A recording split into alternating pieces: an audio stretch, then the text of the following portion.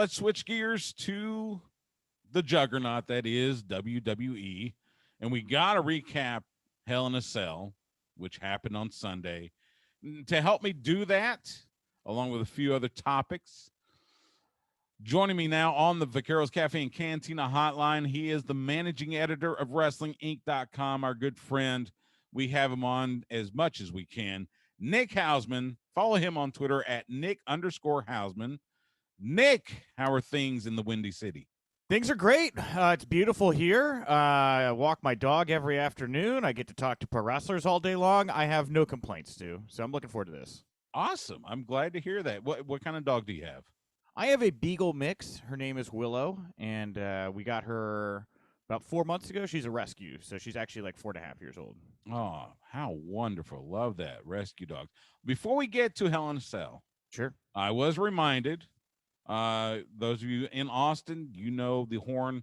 We always reference CB, Chris Bennett, our honorary associate producer that I think he hits every sports show in town. He reminded me 25 years ago today, this. Talk about your Psalms, talk about John 3:16. Austin 3:16 says, I just whipped your ass. King of the Ring, 1996.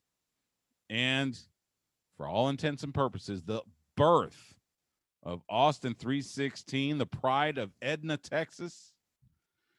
Nick, reflect on the fact that it's been 25 years since those words were uttered to Doc Hendricks, a.k.a.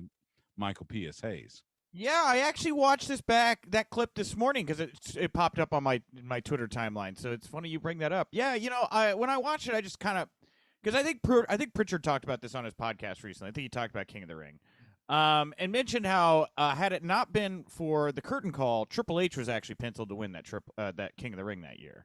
And then I believe that as the story goes, there was some heat. They decided to go not that route and instead give the push to Austin. And, you look at, like that. So that wasn't the plan, first of all, for him to win.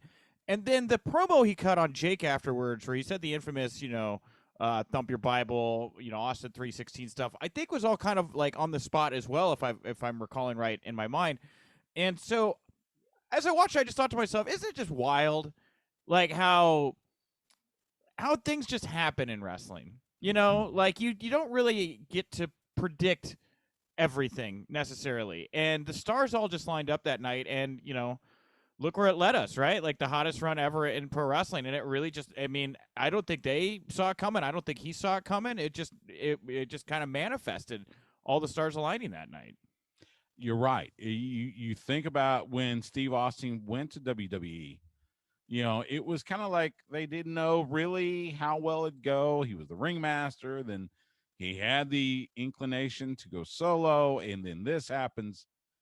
And as I remember, it wasn't immediate, but it did take off, and eventually, you're off to the races, and you're on what has to be one of the hottest runs in pro wrestling, not just in WWE.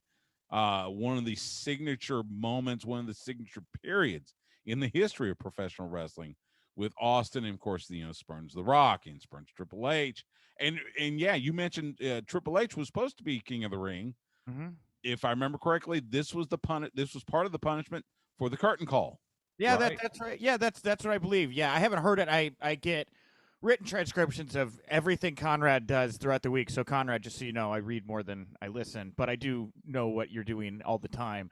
And yeah, I believe Bruce did. I think that's what he said on the podcast this week. I think it was actually this week. Yeah.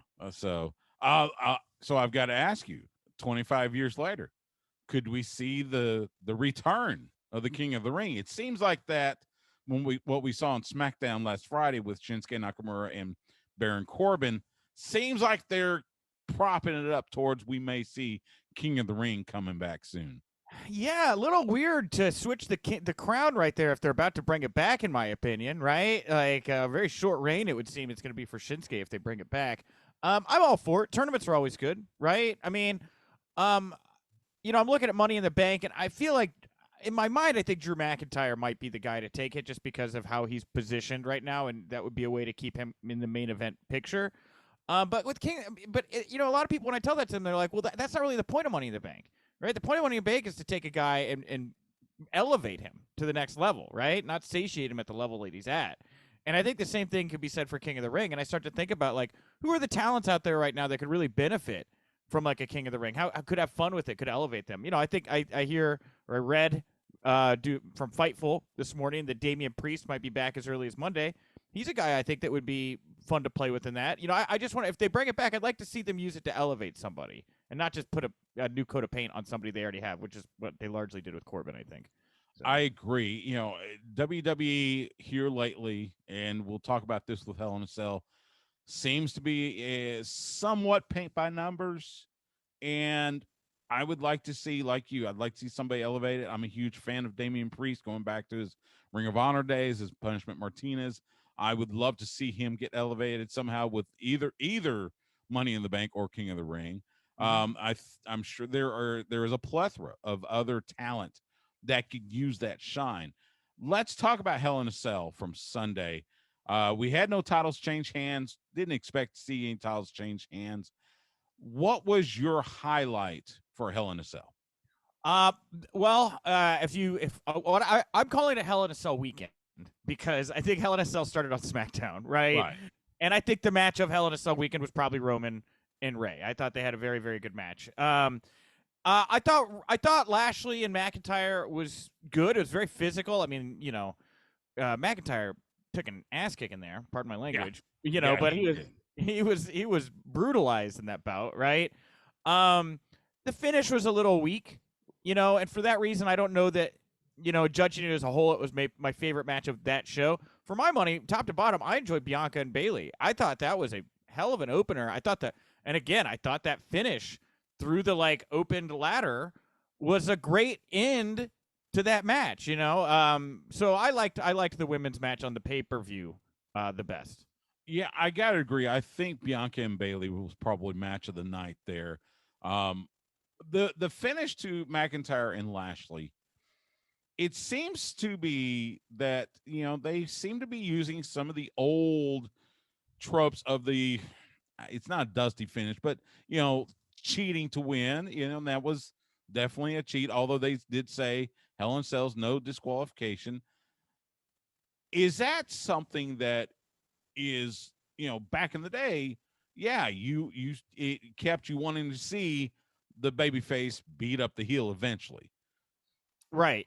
Now today, it seems like it kind of falls on deaf ears, or even it's looked upon as, oh, come on, give us a real finish. It seems like fans want more concrete, legitimate finishes in matches nowadays than say when I was a kid back in the 80s.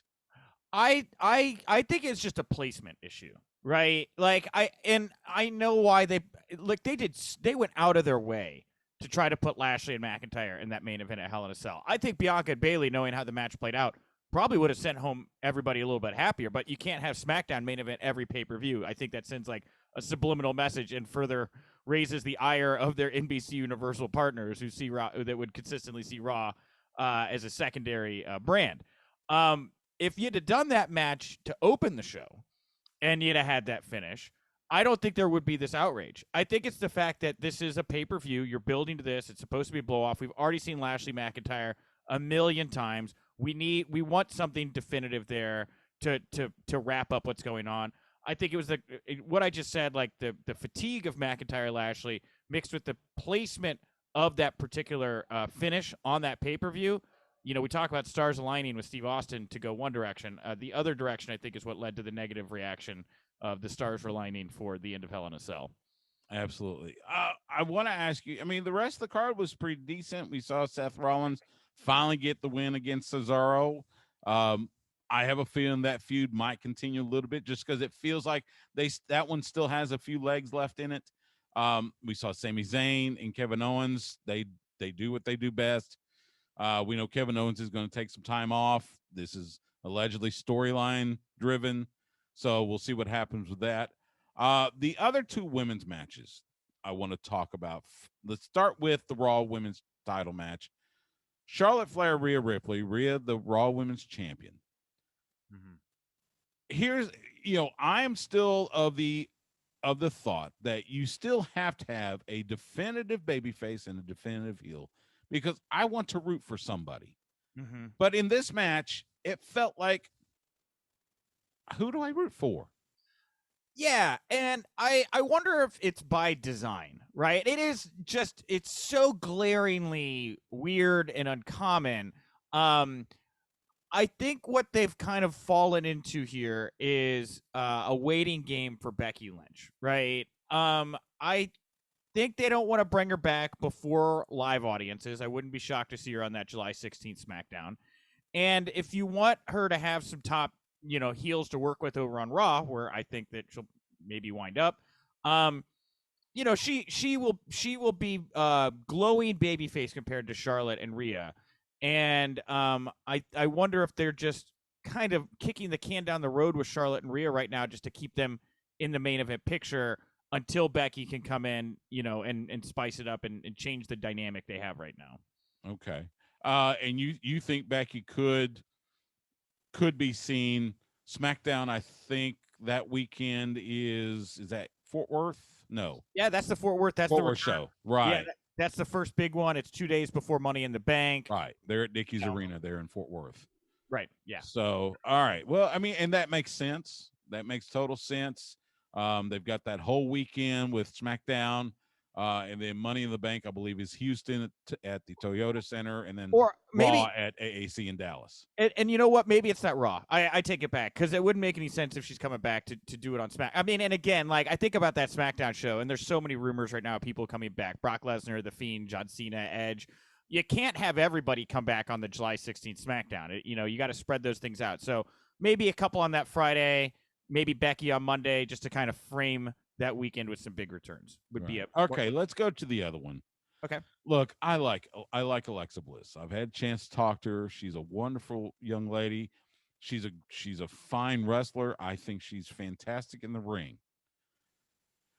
Her using magic and hypnosis to defeat Shayna Baszler, who I think should be, put forward as almost a female version of Brock Lesnar, the absolute ass kicker that you're not going to see too many people beat.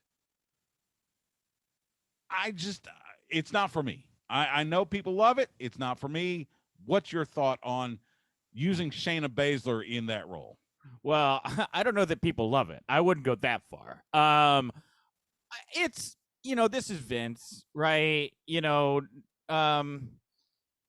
You get handed stuff. They want to test your range. They want to test what you could do. I don't personally get where they're going with anything involving Alexa Bliss.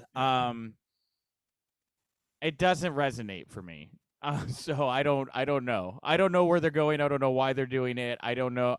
I mean, most of the time I look at this kind of stuff and I'm like, well, merchandising, right? I guess you can sell 3 different kinds of Alexa Bliss action figures now, and 3 different kinds of t-shirts, and maybe to real little kids and little girls, this thing is just crushing it.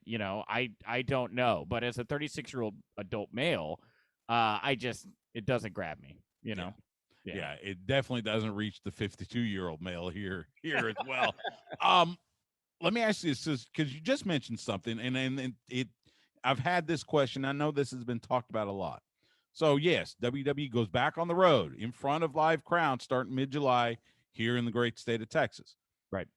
What do you think will surprise WWE the most as far as a crowd reaction? Something that they think would be going over big time and the crowd hates it, or opposite, something they don't have a lot of faith in and the crowd just eats it up? Well, I'll do good bad. I think Cesaro will probably get a bigger reaction than even they anticipate. I think he's, they've done a nice job of keeping him in the mix, definitely higher up the card than he's used to, especially as a singles competitor. So I think you're going to see a much bigger reaction for Cesaro than you would expect. The only person, because I'm not worried about the Roman Reigns thing. Roman Reigns will maybe get cheered, and then he will say or do something or have some ace in the hole to flip everybody. He'll murder Dominic again, whatever. Like, he'll be fine. The only one is Riker, right? Like, I had a conversation with Wesley Blake, or Weston Blake now, yesterday, formerly of the Forgotten Sons. And I feel for the guy. You know, Riker said some stuff that offended a lot of people, or, you know, straight up, right? And this guy had to walk around the locker room apologizing just for being, like, connected to him, you know? And then he gets fired, and that guy gets rewarded with a babyface push. I don't know how psychotic incel Jackson Riker babyface will play in front of a live audience. I think that I don't know if maybe they know it, maybe they don't know it. I don't know. That would be the glaring one to me that is miscast right now as Riker as a babyface. I tend to agree with you. I think there might be a little bit of why should we care about Jackson Riker? You know, because you've done nothing with them for all intents and purposes. You haven't done anything with Elias, so it's kind of one of those. All right, this might be the popcorn match, or the go to the bathroom. It's interesting that they're going to start in Texas because I think that's a safe crowd. Quite frankly, both in Fort Worth, Dallas, and in Houston, I think they'll get, for the most part, they'll get the reactions that they desire. I guess I think it's gonna turn once they get to Chicago or Philly or go to New York or somewhere like that. We'll wait and see. I mean, you bring Riker out as a babyface to Chicago, you're gonna get a bunch of FU Riker chants. I don't think they show his face if he is still a push babyface by the time they get to Chicago, which I'm skeptical of. Right. And like as a native Texan, having grown up, in Texas, like I think it's a little broad brushed to say that Jackson Riker, just because it's Texas, is going to be cheered. I mean, I know that Texans are not all the same people, and I don't want to say there's going to be fights in the stands over it or something, right? But like, I could see some fans being very uncomfortable being around other fans that are cheering on Jackson Riker, Absolutely. Talking with Nick Hausman from Wrestling Inc. So let me ask you this. We saw Roman Reigns defend in Hell in a Cell successfully against Rey Mysterio. We saw Bobby Lashley defend successfully against Drew McIntyre in Hell in a Cell. Who's the next logical challenger for either one? Are they going to find a way to get Drew back in the title picture? Because hadn't he mentioned before that he wouldn't mind being out of the title picture for a little while? I would like if I have the book, right? The reason I say give Drew Money in the Bank is like if you want to keep him in the main event picture, like he's always a threat. If he has the Money in the Bank, he is that, right? So if we're going to SummerSlam, I think Roman Cena. I think that's the first big notch, in the belt for Roman there. He's had some great wins, during this pandemic era, but never like a real big. This is the beginning of Act 2 would be Roman Cena. And with Lashley, man, dude, like I hope they can convince Lesnar to do it. I don't know why this guy is against it, but you could do Lesnar Lashley easy. And you keep Lesnar over on Raw, you keep Roman over on SmackDown, you have Paul doing double duty. I want to see Lesnar Lashley, and I want to see Roman Cena. And I hope that's the route they go with Drew McIntyre in the wings with his Money in the Bank kind of as a third character in that whole thing. All right, so that begs the question, because we've heard that right now, I think you guys have reported, I think Fightful's reported, a few others, that right now, as we sit here on June 23rd, apparently there are no promotional plans, no plans whatsoever for Brock. I know they're trying to get him in. Right. How does WWE convince Brock to come back, or do they? Or is Brock he's finally saying, you know what? I want to stay in Canada and chop wood. Yeah, I think that's all it is, right? Brock does whatever he wants. He loves being a dad. I know he loves chopping wood up in Canada. He's got his compound. If Brock doesn't want to do it, I don't know that there's anything WWE can do to get him. The guy's not needing for money or anything. Right. And I'll be honest, if I see Brock come out, fine. Personally, I don't want to see him in the title picture. Maybe to help push Lashley.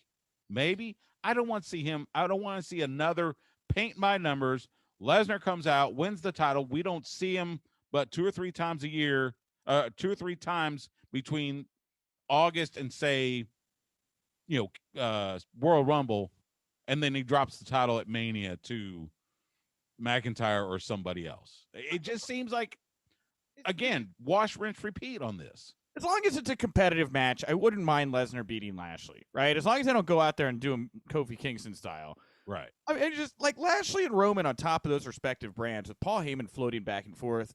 I mean, it brings a little of that SmackDown feel over to Raw.